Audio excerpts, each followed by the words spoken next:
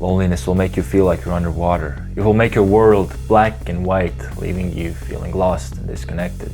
A week before the New Year's Eve, I spent 30 hours setting clear goals for the next year. I decided that it's enough to kind of be chasing my dreams and instead become somebody I'm proud of. And while I was setting these goals, I also set sacrifices that I know I had to make to get there. And some of them were feeling frustrated, feeling scared and overwhelmed, not performing well in other aspects of life, and feeling lonely. I set these costs because I knew if I'm serious about my goals, I will have to make time for them. I knew that my other life aspects will have to wait. Even though I knew these costs and what it will take, 1 month into the challenge, you can call it, the emotions came stronger than I actually expected them to be. Chasing dreams and building your empire will mean that you're spending a lot of time by yourself. That's okay. You will feel lonely, and that's part of it.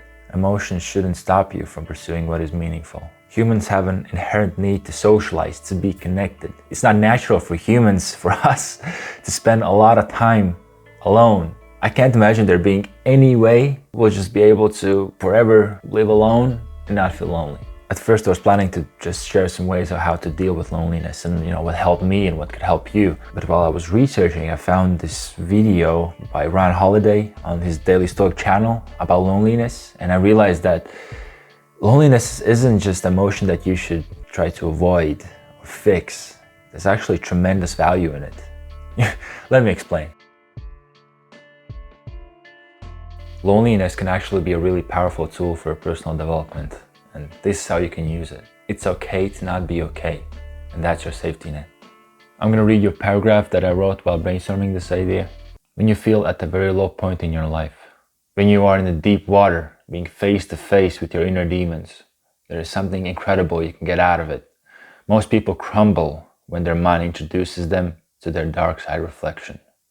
Being face to face with their insecurities, fears, and their past.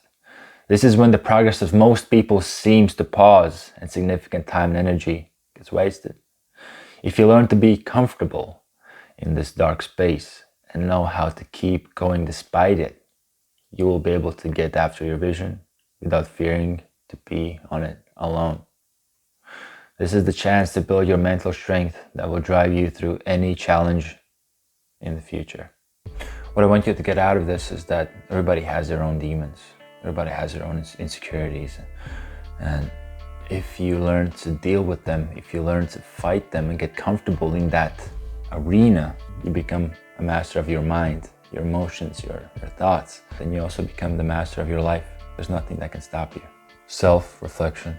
You can only become better and truly grow when you fully understand your life's current situation. This is your chance to be brutally honest about your flaws, what your actions are, what your feelings are, and try to make your best guess as to why you feel this way.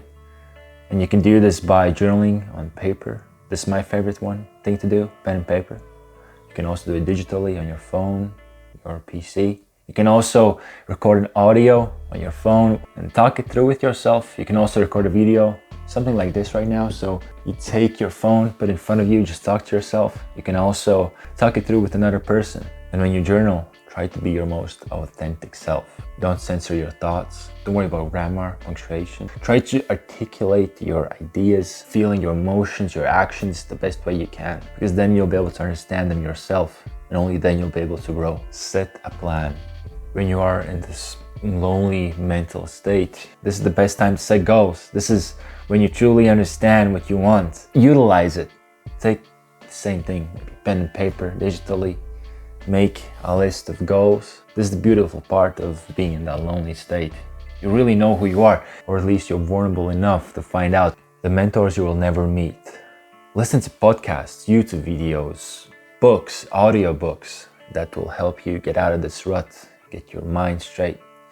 There's opinion leaders out there that have fundamentally changed my life and my mindset and drove me in a direction that makes me feel fulfilled in life.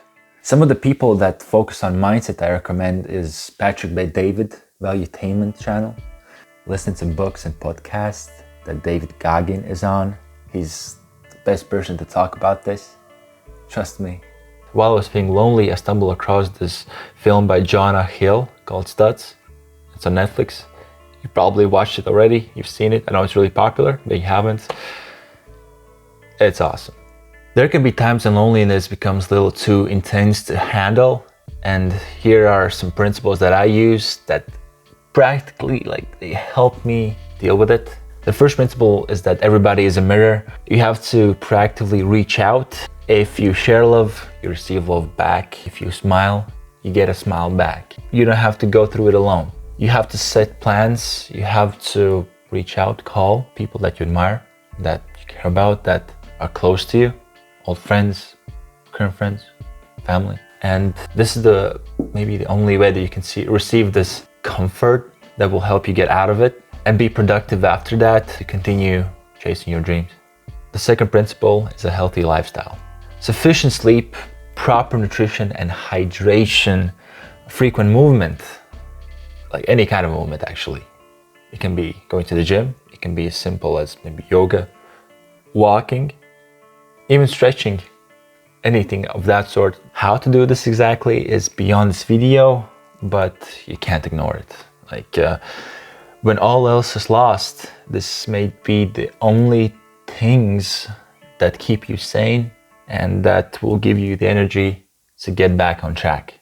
This is not negotiable. The third principle is turning loneliness into art. You have this powerful emotion that is temporary.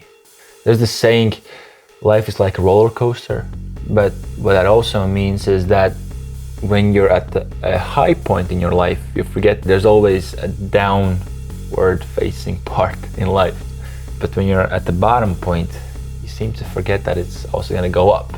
And you can capture this emotion through journaling, through painting, making a video, just like this, like talking to yourself, or editing a video, recording your voice, or making a song. It's a way you can capture and later reflect on how you feel right now, and that will be a powerful force that will drive you forward. The song that you hear right now in the background, this is the song that I made while I was feeling that emotion. It's powerful. If this video was helpful to you, give it a thumbs up so more people would get the use out of it. Share it to others. And if you like this kind of content, then watch this video next and maybe consider subscribing, because I'm just getting started. I make practical videos that will help you improve the quality of your life right now. So if it's something that's interesting to you, join me in on this journey and let's grow together. My name is Dave's son, and take it easy on yourself. It's okay to feel lonely. It's part of life. It's a powerful emotion. Get the most out of it.